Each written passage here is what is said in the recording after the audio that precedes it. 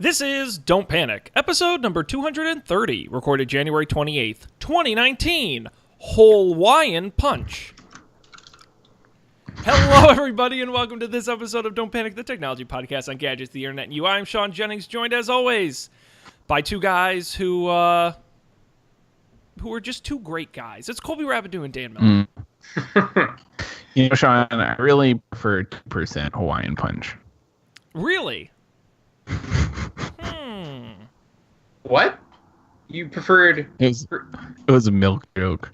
Sean said Hawaiian Punch. Oh. I got it. Which Hole-waiian Punch, by the way, I think is in my pantheon of my favorite show titles. I felt really smart when I came up with that one, and it's not great. What is the... I don't understand the reference. See, because of the phone with the holes in it? Yes, because they're punching holes in the screens where the cameras are in the S10, which is one of the stories we might talk about this week. Definitely going to talk about it to prove me right. But now, where does the Hawaiian come from? You just work that in. Well, no, because I thought hole punch, and then there's the beverage Hawaiian Punch. Right, but you couldn't do like a hole-in-one joke. Well, I thought about it was going to be like one in hole punch or like one in hole screen or something, but I really liked Hole-waiian Punch. Fair enough. Hey. I wish we had a Hawaiian missile alert story this week, and you could really have dug that one in there. Unfortunately, the funny thing is they never actually did fix that. They never did get around to making the changes. Still an issue. Still an issue. Go figure. It's tough to change the wording next to those drop-down boxes. Those text labels. Yeah, they got to get a whole team together, and, government consultants are very expensive, so it's a good gig if you can get it. So it's been 2 weeks, guys, since we last did our program. What's been going on with you guys? Anything new?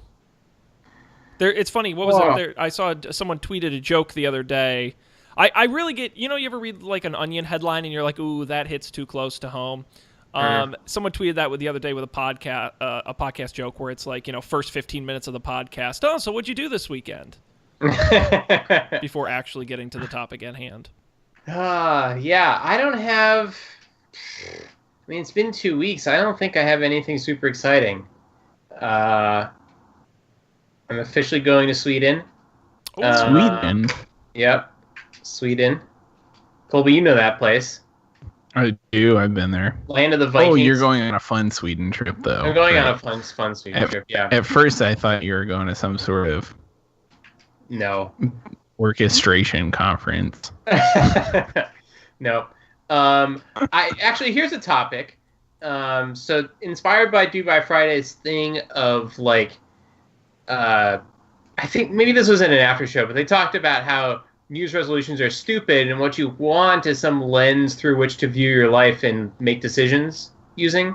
So you don't want to go to the gym every day, but you might want to say just be healthier this year. And every time I make a decision, I ask myself if that's getting me closer or further away from being healthier. Okay. Because there are many ways to skin that cat. And the reason that you want to go to the gym every day is not just to go to the gym every day, right? So get at the real reason. And in this spirit, I was like, it would be a fun thing to do this year, just to switch it up. Just every time I'm going to do something that I would normally do one way, just try doing it a different way. Does that make sense? Yep. Mm-hmm. And so I don't know how long I'm going to do this, but I've read 3 books this year, and they've all been physical books. I haven't read a physical book since freshman year of college, I think. What? Yeah. It's crazy. So, observations I've noticed. There is something. Physical books do feel really good. And I've got this. There are a couple problems I ran into. One, it's just a pain to be transporting these physical books with you, but as long as you're not going on a vacation, you're only carrying one book at a time. Right. It's not that bad. So just like commuting to work every day, I can just bring the one book. Reading in bed, this turned out to be a big problem because I didn't have a book light because I've just had Kindles. So I had to acquire myself a pretty swanky booklight. But I like reading with it a lot better than I do my Kindle, because the Kindle nightlight or backlight is so bright at night, and this is like a nice, soft, warm LED glow. So that's my technology update from the last 2 weeks. Is an anti-technology update. That's except great. for the night. Congratulations. Thanks. I knew you'd appreciate this, Sean. Well, I don't do digital books. Right. Maybe you don't do digital much of anything. Maybe that should be your thing. I was gonna say move towards digital books. I have this weird thing with my eyes where my eyes skip around the screen. I think it's because I'm used to scrolling through Twitter constantly. That when it's long chunks of and the funny thing is I'm deadly serious. That I think my eyes tend to because I'm so used to just like scanning. You're used for to keywords. reading text that's moving. Exactly. Yeah. I'm looking for keywords, and so I jump around a page, and I'm like, did I just skip that whole paragraph? It's very weird, but on a printed page, I don't do it. So, I have a weird thing where like I read books and almost none of the information is retained. Like I enjoy it while I'm reading it. Sure. But like I have a really hard time having a conversation about what happened in the book afterwards. Is it fiction or nonfiction? But like, mostly. Fiction mostly is I have this problem with. But it's also like if I will go back and read the book, it's all there. Like I remember the stuff. But I just don't remember. I can't like recall it. It's very strange. I've had that problem in the past, mostly for fiction books that are stupid.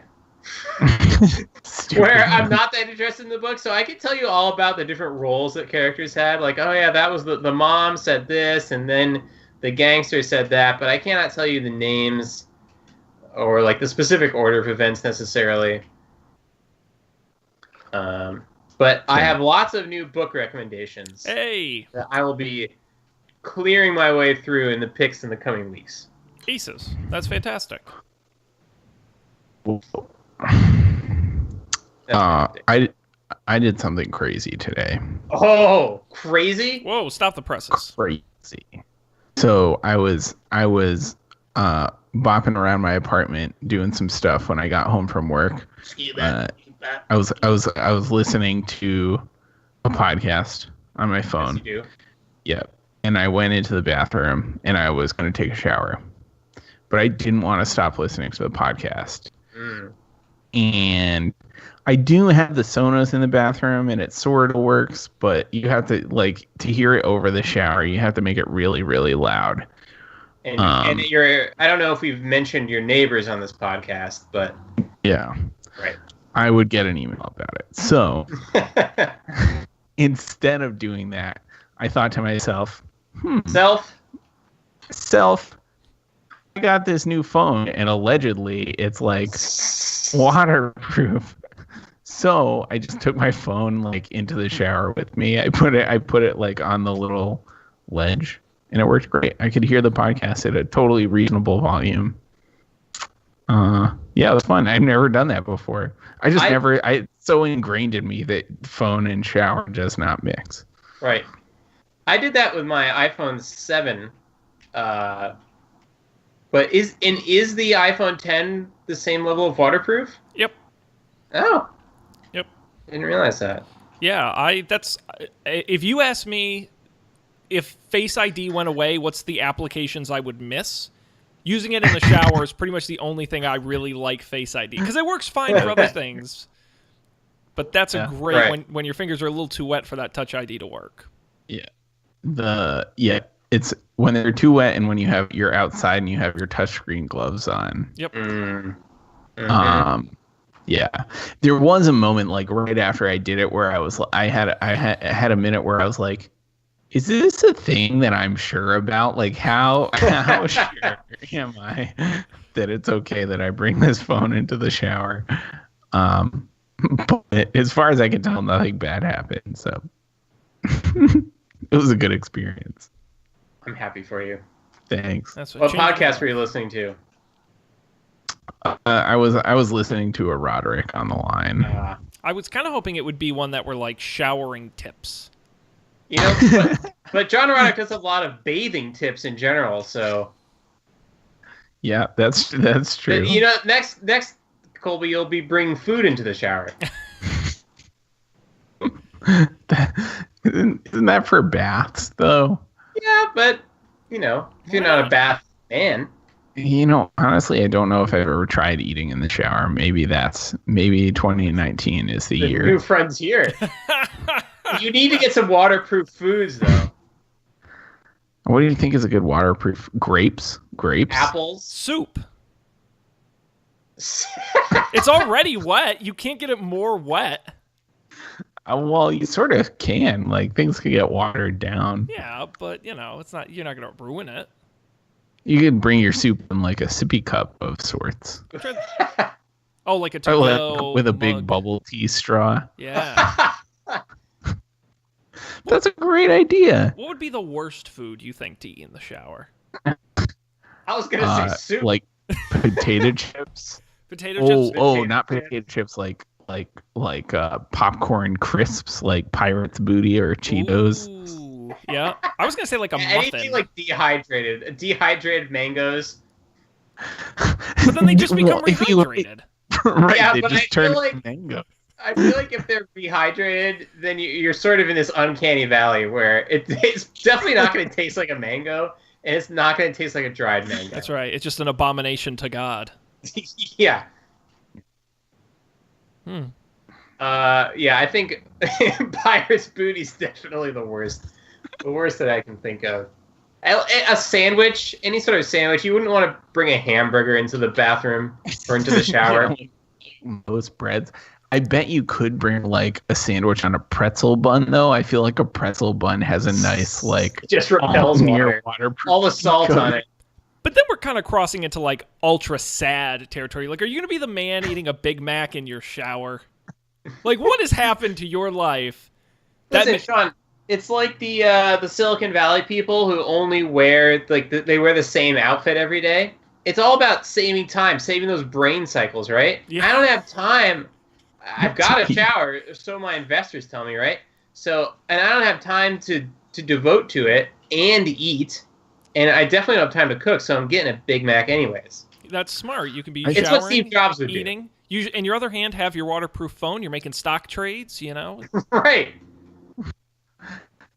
I think it's safe to say there are like hundreds, if not thousands, of burgeoning entrepreneurs like sipping from their freshly opened Soylent bottle in the shower as we speak. Wow. Yeah. That is sad. Can we talk about how I shudder every time anyone describes someone with the adjective burgeoning? I'm glad that's what I was going for. I don't think I've heard people use that term too much, so this is a new one for me. I don't ever want to be described as burgeoning. Burgeoning. Oh, no, thank you. What's the actual definition? I'm not even sure I can spell that.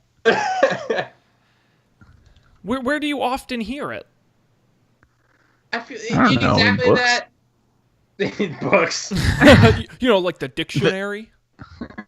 Yeah. The Google definition is begin to grow or increase rapidly, semicolon. I feel like startups that are successful are often described as burgeoning. Yes. Or an athlete, in their rookie year, they might have a burgeoning career. Right. But yeah, you never want to be burgeoning. Burgeoning is a big one. Well, why don't he wants to be burgeoned. You want the action to take place to you. You want to be burgeoned. Do you want to be burgeoning in the past, like you have been burgeoned? Yes. Like last year I was burgeoning. Now I was burgeoned.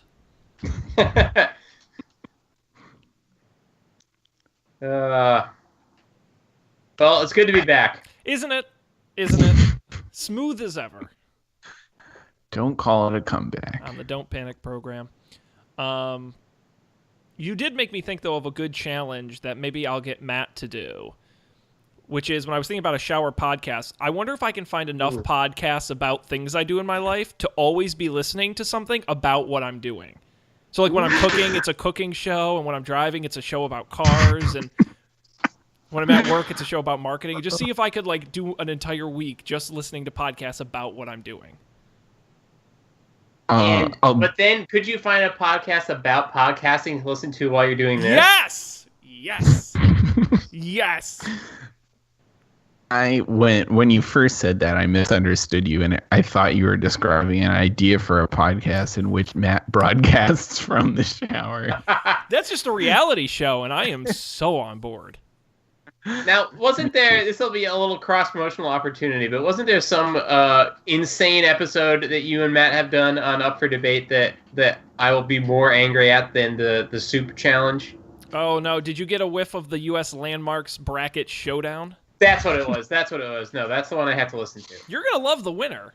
You might not agree with it, but you're going to love the winner. Well, I love it like I loved Italian wedding soup. It's upsetting. Okay. I'm mad at us. We should be ashamed. I swear we're never doing brackets again because we just blow it so hard every time. I'm excited. Enjoy. And it's literally the 2 longest episodes we've ever done. It's about like a total of like 2.5 to 3 hours of it. So enjoy. We talk about 16 landmarks. I think, what did we just discover? Like 95% of them neither of us had ever been to. And, it's the American way to pass judgment on things that you don't know anything about. Well, that's all we ever do every week. So why start now? This week we're doing Super Bowl prop bets. So, Classic. We don't know anything about sports. I don't. But you guys are big sportos. I'm sure excited about the Super Bowl this coming weekend. Yeah, who's playing? The Patriots and who else? It's well, Dan, come on, you know these teams. It's your Birmingham Bulldogs against America's favorite Chattanooga Trailblazers. Wow, the NFL really took a turn this year. They're expansion teams, Dan. Not leaving any money on the table. No, but seriously, who is it? It's your New England Patriots against your Los Angeles Rams.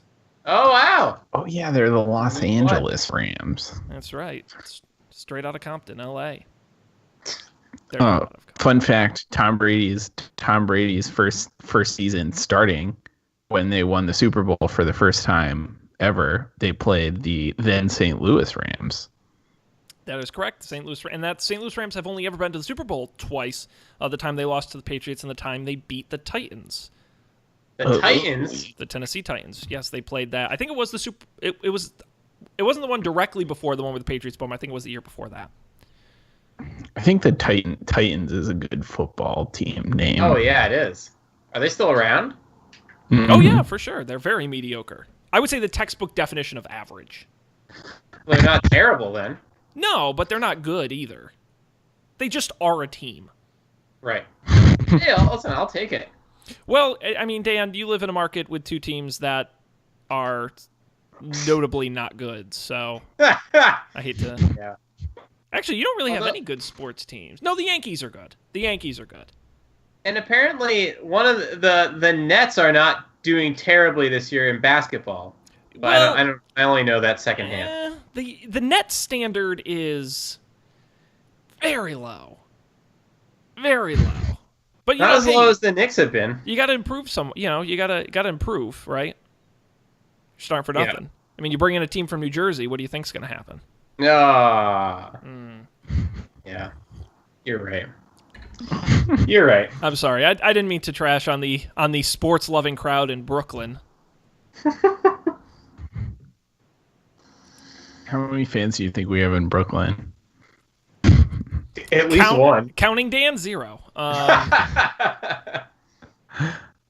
Not a fan. Have you been to any sports games at the Barclays Center there, Dan? I've been to 2 Nets games. Is it a nice... Maybe even 3. A nice venue they got there? It's all concrete, and it mostly looks the same as every other venue once you get inside. At least of the 3 basketball places I've been. 3? Maybe only 2. I like you call them basketball places. Basketball places. I just got double underline that. But they're not. Are they basketball stadiums? No, they're arenas. They're arenas. See, I didn't know. But it's at Barclays Center, Yeah. But it's not Barclays Arena or a stadium. No, I think it's because they also host hockey there, because hockeys don't... No, I guess it is a... No, that's a rink. No, I guess a hockey also you can play in an arena. I guess arena is kind of a catch-all. Right, you wouldn't call it a baseball arena. I think it's too small to be a stadium. I think stadiums are bigger. Huh. XML, Extreme Baseball League, XBL.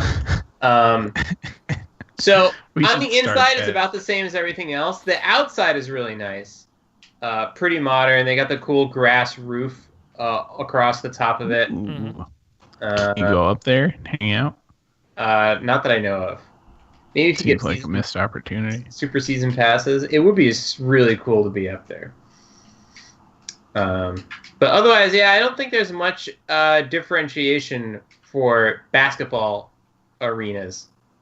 No, you're right. Not architecture. You get your $9 Budweisers everywhere you go, and yeah, hang out. All right. Well, there you go. Let's talk about this this phone with no ports in it and talk about how correct I am. Let's pivot straight to the news. Good point, Dan. We've got a few stories in here, starting with this one, and this is right up Dan's alley. You famously predicted, I think, on a couple of our prediction episodes. Infamously. It's, if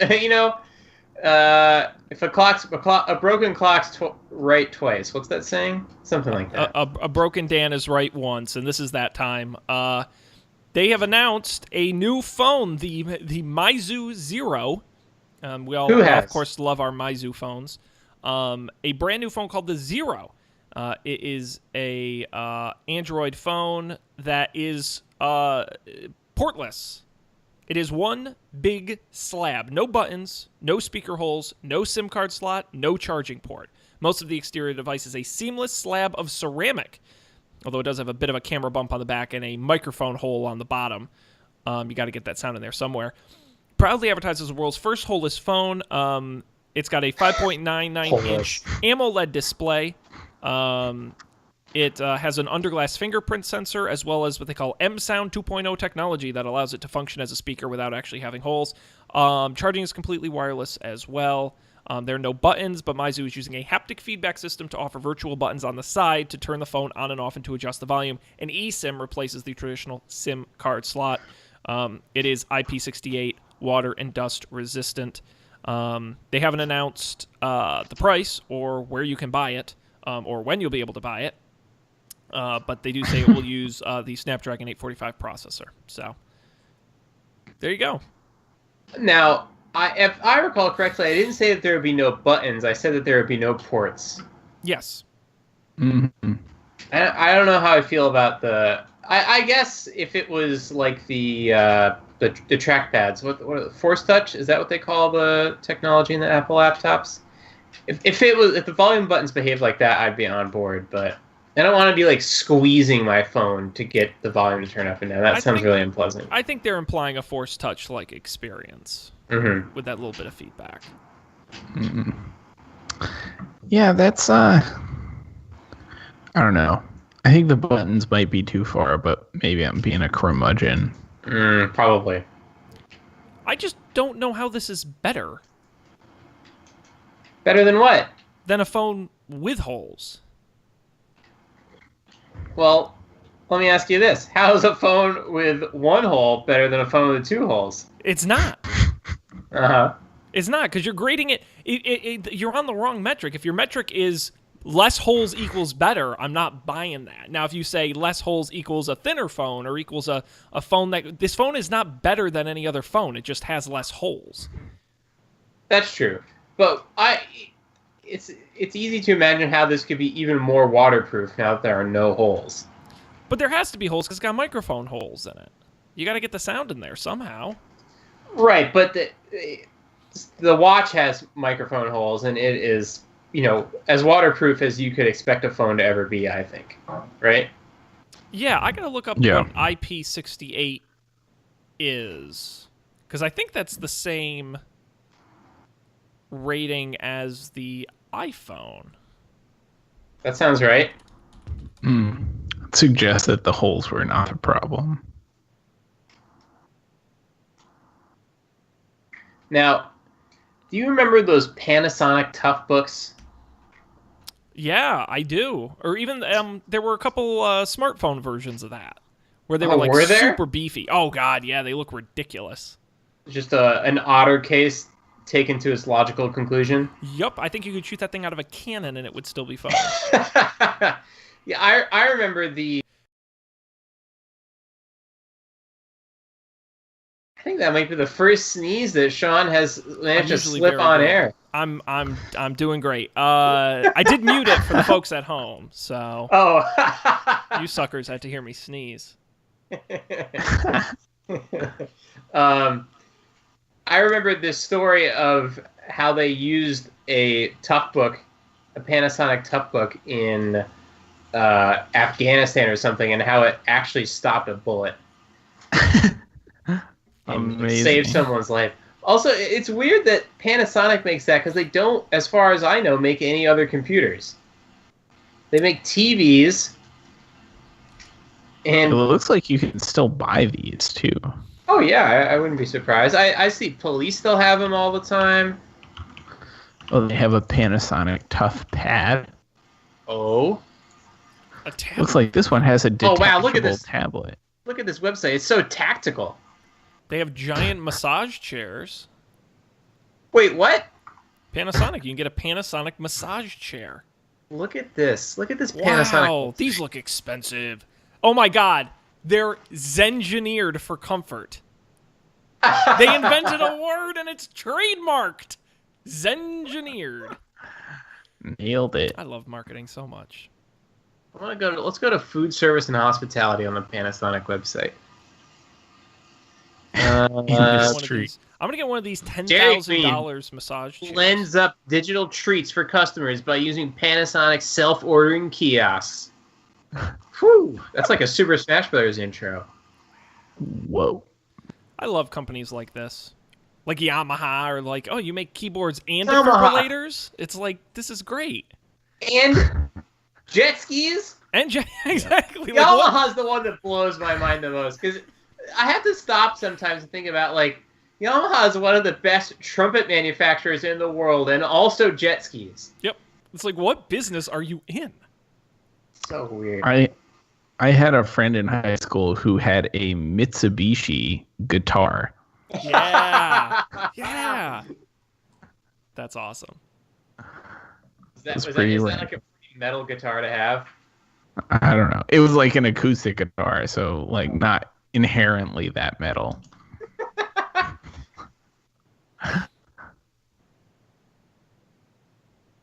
This is great. We're just all going shopping. Have you looked at their IoT solutions? I know, but I would love to know more. They're revolutionizing the food chain and the Internet of Cars. The Internet of Oh, the IOC. Yeah. It's not the... International Olympic Committee? Yeah. Yeah, thank you. The Internet of No, Cars. where do I read about... Oh yeah, I'm going to click on Internet of Cars. Someone's latest thing is put to the test at its driving test course. V2X, or Video to Everything, is a technology that allows vehicles to communicate with other vehicles and the roadway infrastructure around them. So that doesn't sound like everything Panasonic. That sounds like two things.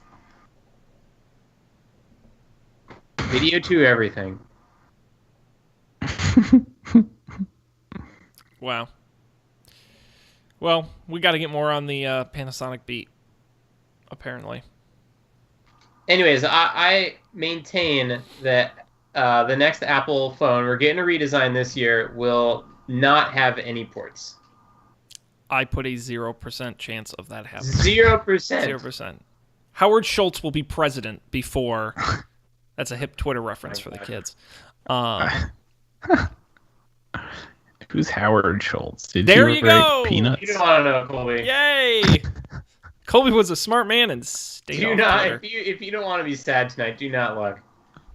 But we cannot turn this into a political podcast. But I have a friend of the show, Sarah, knows that I predicted this earlier this month. I predicted it. What, the collapse of our political system? I predicted the specific way in which it would collapse, in which Howard Schultz running for president is step one. Uh-oh. But that'll be for our political spin-off podcast. Panic. Yeah. Yes. Panic. Period. All right, Dan. Well, are you committing to getting the? No. I'm Sean. It sounds like you're really confident. There might be the makings of a bet here. Oh, I'll put cash money down on this all day. There's no way in hell they release it this year. Absolutely not. Now, if you want to say in the next 5 years, okay, maybe. This year, come on, get out of town. It's the redesign. You're feeling that confident? They would never go that aggressive. Never. They would never. There are people saying right now, like, oh, are they going to switch to USB-C on the iPhone because they've got USB-C everything else now? That might happen. But I think they're going to skip right by it. No port at all. If they are going, here's something I am 100% confident in. There will never be a USB-C iPhone. They'll just drop the port entirely. I think there is a significantly better shot of there being a USB-C port than there will be of a portless phone. Okay, how do we want to sell this? One of those like charity bets? No, I think okay, we can do I was going to do something more selfish than a charity bet, but we can do a charity bet. That's fine. How about the price of one brand new Nintendo Switch game, $60 to the charity of your choice. And it's of the winner's choice. Oh, man. Yep. And it's triggered when either Apple releases a USB-C phone. It's triggered when the 2018 iPhone comes out. What? Oh, we're doing that bet? Oh no. What's your bet? I was gonna say it's triggered when the 2019 iPhone comes out. Oh, I was gonna give you a bonus because I was gonna say I have to get a USB-C phone for me to win, and not just a phone with ports. I was gonna kind of. No, I want this to end soon.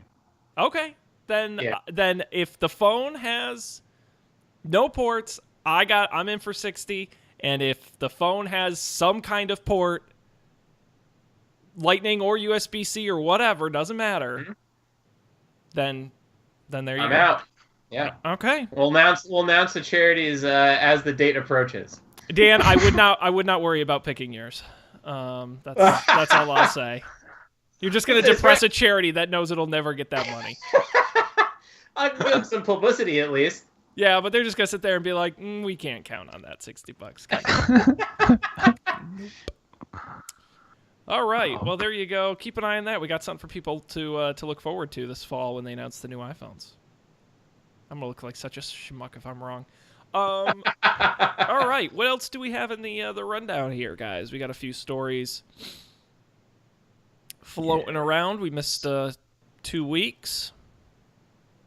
What is this FaceTime thing? Oh yeah, this was late breaking today. Just before we went on air, actually. Zach in the Twitch chat suggested we should talk about this aggressive bug found in Apple's FaceTime. It's been independently confirmed by a number of publications. I'm assuming you can go on your phone and do it right now. It allows somebody to listen to your phone's microphone and even see your video, regardless of whether the person you're calling actually picks up the call. So here's how it works. You call somebody via FaceTime video from within the phone app. Before that person picks up while it's ringing, you can swipe up to add someone else to the call. You add your own phone number to the call. It creates once you've added yourself, it immediately seems to assume it's an active conference call and begins sending the audio of the person you're calling, even if they haven't picked up. So their phone will just be ringing, and they don't know their audio is being sent. Whoa. That seems bad. And what's even worse is once one of these, if one of these fake conference calls happening, it's ringing. If the person hits the power or volume button to ignore the call, it not only broadcasts audio to your phone, but starts broadcasting video as well. What? To your phone or from your phone? Well, from the person who hung up on you, their phone, their video gets sent to your phone. I mean, we can try it now if you guys are feeling lucky. Oh, sure. I'm gonna. Who should I got my phone here. Who should I call? I got my phone too. All right, contacts. I'm gonna call Dan Miller. I'm so excited. Let's go. Dan Miller. Video, FaceTime. Don't answer. I will not answer. And so I swipe up add person, and I add myself. Add person. See, I can hear you. Can you hear me? Hello? Say something again. Hello? No, I should be hearing you. For Oh, some I reason, can't I'm hear not, you. But did you answer the call? No. Oh, there.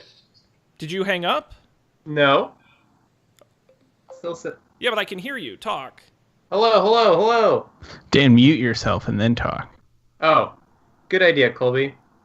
Now,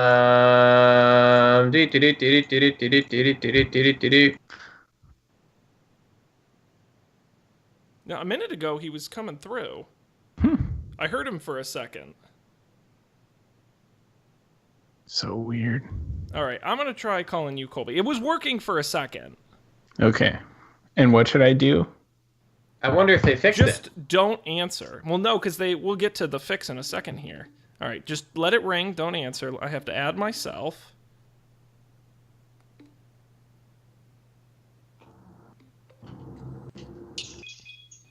Start talking, Colby. Hello. Whoa. But you haven't answered the call. All right, now hang up on the call with the power button. I hung up, I think. Oh, I'm still hearing you. that's wild. I think I'm one sec. All right, I'm gonna hang up before the echo gets too bad. He's going over Sonos speakers. Is that what's happening?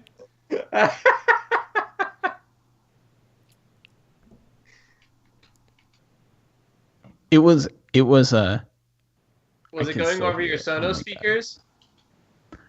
No, it was ringing on my iPad too, and my voice was coming out of the iPad. Oh. Yeah, because it automatically starts a conference call. Yeah. That's crazy. Yeah. So it's a legitimately fucked up bug. Yeah. And you can do that to anybody right now. Like I said, this broke late today. Apple has already come out and said that they are aware of we're aware of this issue and have identified a fix that will be released in a software update later this week. Whew.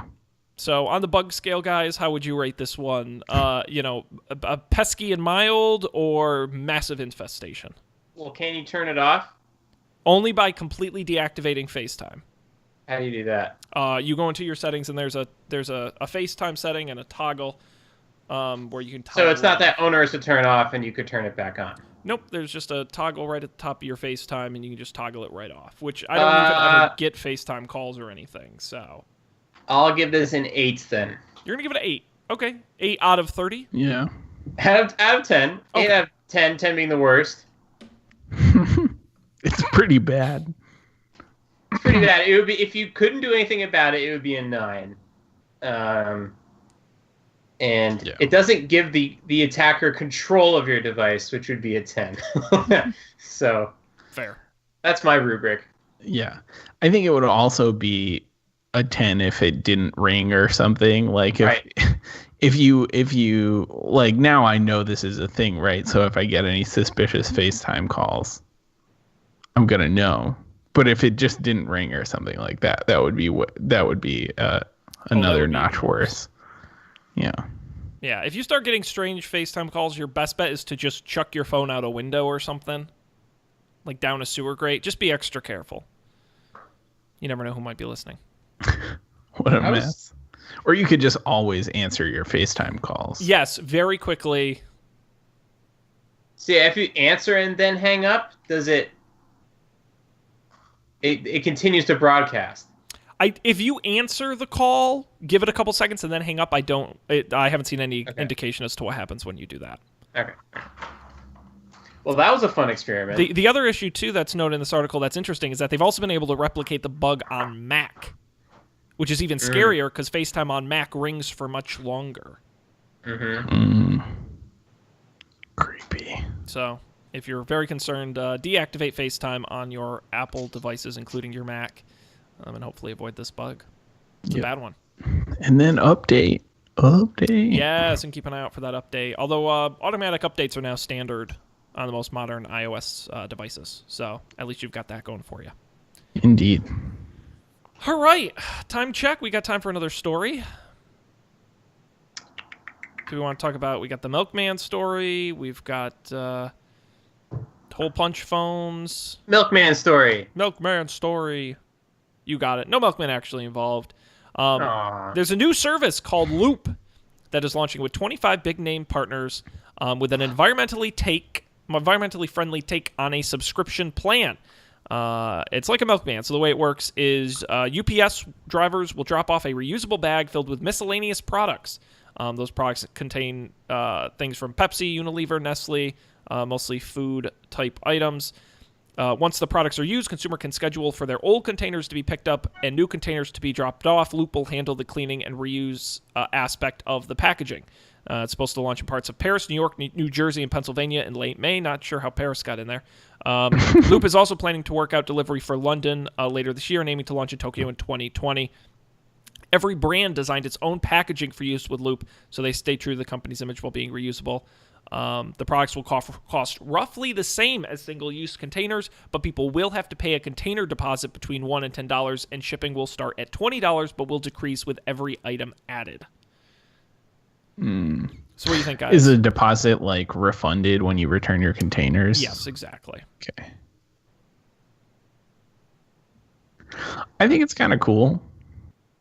I don't know. I mean, it's like environmentally friendly in one way, and in the other way, like it's getting delivered to your house. Yeah. But electric vehicles or something.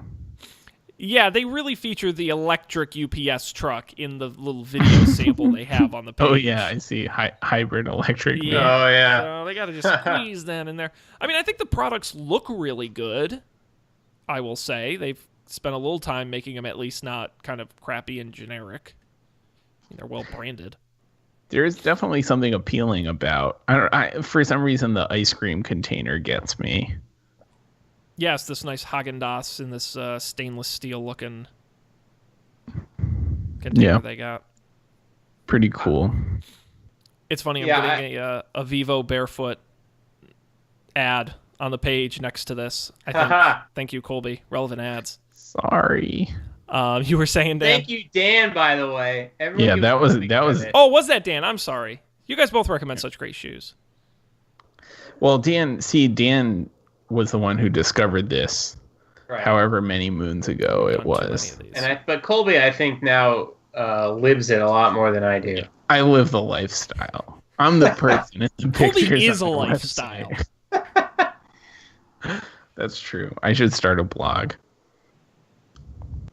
I saw this video today of the World Economic Forum, which I don't know anything about, and I haven't verified this, but one thing this person said in this video was that the World Economic Forum was started to by a bunch of rich people to make sure that people don't hate rich people by coming up with ways to like philanthropically make them not be hated. Mm-hmm. And I don't know if that's true, but if so, that might have been the outcome at least.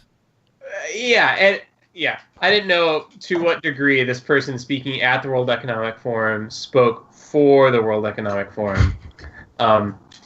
Anyways, they made the point where they're like, we try to do all these things to improve the prosperity in the world and we were talking a lot about saving the environment, but how many thousands of private jets were flown to Switzerland for this? So anyways, just back to the delivery thing. And I remember Etsy did a study on this while I was there to what's the biggest part of our carbon footprint? And the two biggest parts of our carbon footprint were airplane travel that employees were doing, and the shipping that we are indirectly funding by, partnering with UPS and USPS and places like that to do air freight. It overshadowed everything else. So yeah, it's a big deal. I don't know how we couldn't even go 3 hours without air travel during the government shutdown. So I don't know what our solution there is. Electric planes, is that a thing that can exist? Maybe Zeppelins. Your imagination is the only thing limiting you.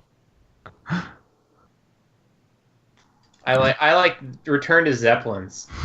Airships. Dirigibles. Dirigibles. Some real steampunk stuff. Yeah, I like it. Now, I've been told the thing on top of the Empire State Building was meant to be like an airship dock. I'm going to look that up right now. I have also heard that. It seems like it would be totally wrong. It's true. It does seem... It's true? Wait, which building?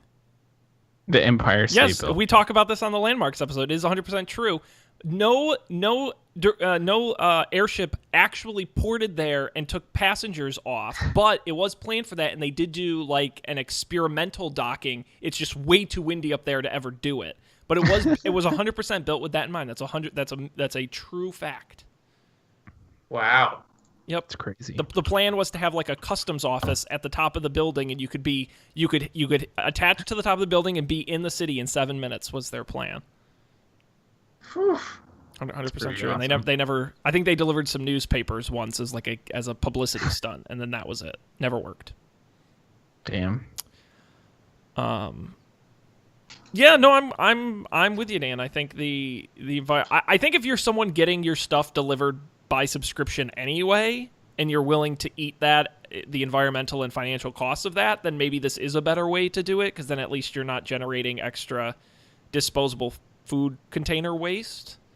Yeah. I also think the issue is that major brands are co-opting this. I think the idea of the local milkman makes sense because it's not like they're shipping it across the country and their product's generated in your local area. That's when a food delivery milkman-esque service makes sense, is in the local market. As soon as you take it national, you're kind of defeating the purpose. Right. Do they say in here where they're getting the food from? Because it looks like all big brands. I mean, this article says 25 big name partners they'll launch with, so I don't. Yeah. I mean, they also did pick the world's most generic name on the planet, so. Whoop.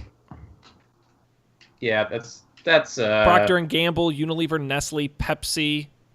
This would make so much more sense if they were sourcing it all locally. Yeah, I'm with you.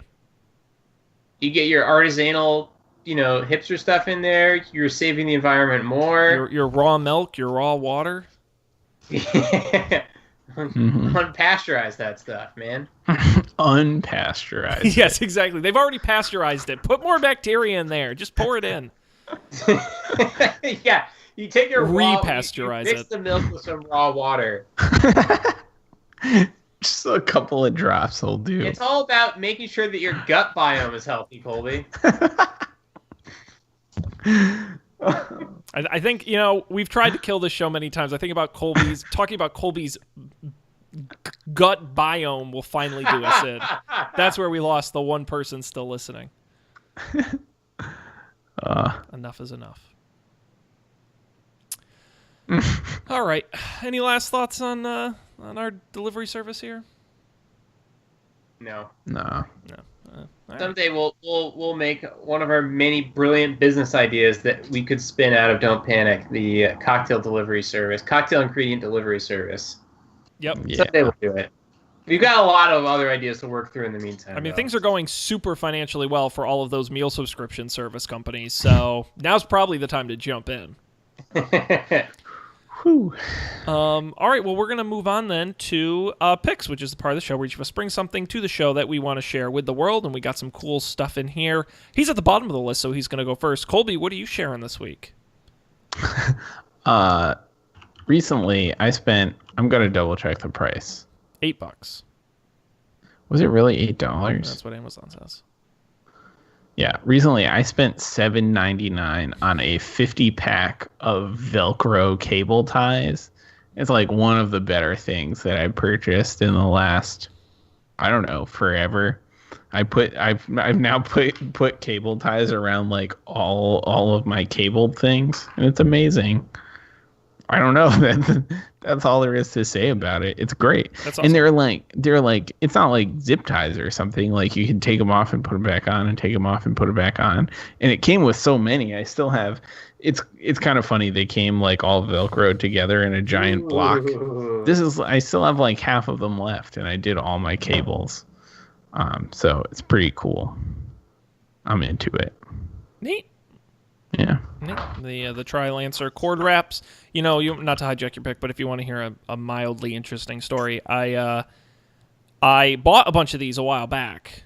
Not this exact brand, a different brand, but I bought a bunch of cable ties because all the cables behind my desk are a mess, and I've got drawers full of cables. And then this weekend, I decided to reorganize all my cable drawers. If you saw my thrilling Instagram story, you saw what I was working on. I had way too much tech crap piled up over the years. And I organized and took care of all my cables, and then after I'd done all that, I remembered I had the ties, but didn't use them on any of the cables because I forgot I had them. So, shame on me. Very embarrassing. So now I just have a bunch of cable ties that aren't tying any cables. Just neatly coiled them instead. So, well, I'll have to get on it. Colby, you've inspired me. Very neat. Pretty satisfying. I keep finding more.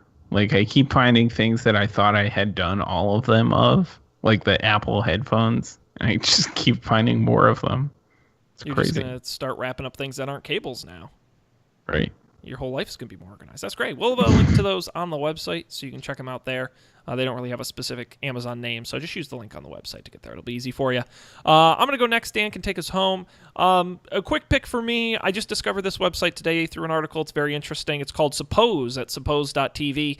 And they claim to be the easiest way to shop for cable cutting television, and I have to agree with them, actually, because I always have an issue where everyone's got different channel lineups, and everyone's got different prices, and everyone's got different features. Website's really easy. You just put in your zip code, select the channels you want on the side here, and they just break down all of the... Now, they don't do local cable, which is kind of annoying. So they do DirecTV and Dish Satellite, and then all of the streaming services. You can kind of pick and choose your different channels, and they tell you what the options are, what has what channels and which doesn't. So you can pick the ones you watch, and they'll give you options with the different prices. You can even, they'll price out, if you want more than one stream, or you want a DVR, or you need it to work with your Roku or your Apple TV. It's got like a million different filters. You can prioritize which channels are most important, and boom, they'll just tell you which service works right for you, how much it costs. Yeah, it's pretty neat. So... It just does that one thing, doesn't do anything else other than that. But if you're looking to find the best service or try a new one, check out suppose.tv. It's certainly the easiest way I've seen to do it. This is pretty cool. Yeah, it's slick. It's slick. It's really a well done. This is. Easy. I wish I had this a couple months ago. I know. I don't know if it's new or not. But I just saw it in an article. I think it's a little newer. So, see what's up. Check it out. Get yourself some television.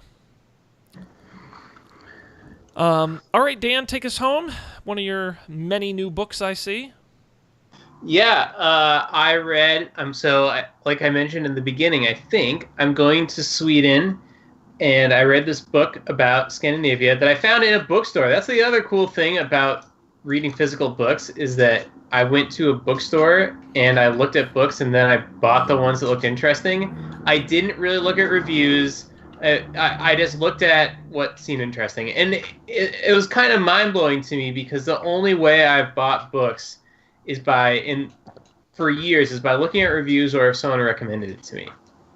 So this is sort of like return to, I don't know, a more serendipitous time. But I brought this book called Scandinavians, The Search for the Soul of the North, and it's a nonfiction book, and I'm starting to realize I really like nonfiction books like this.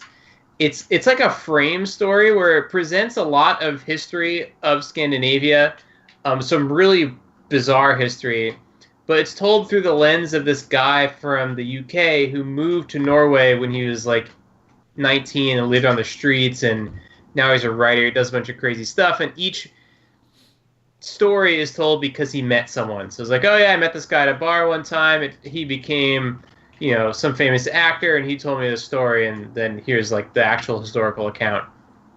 The one that I've told so many people about is in the late 1800s, there wasn't a space race.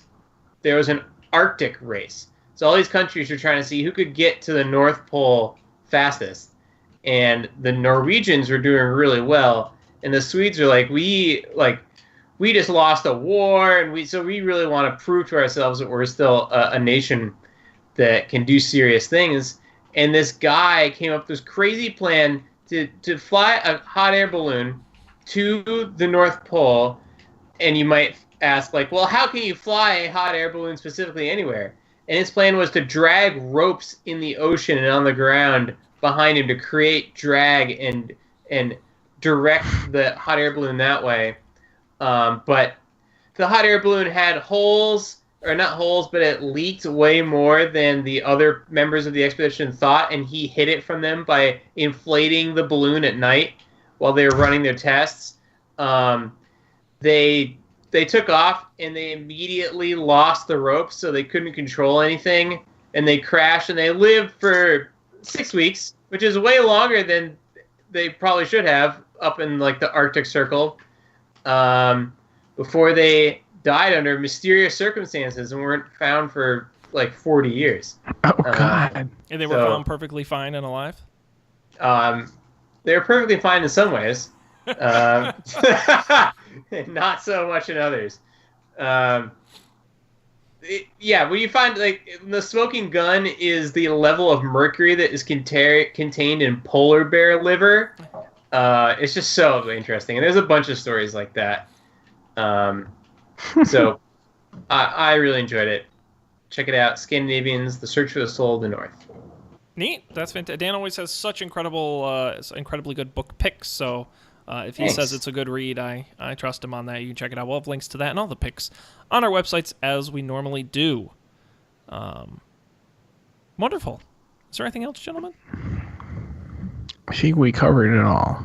We covered a lot. I don't think there's any doubt about that. We had a lot to get off our chest after not being here for a few weeks. But we're back and thrilled to be here.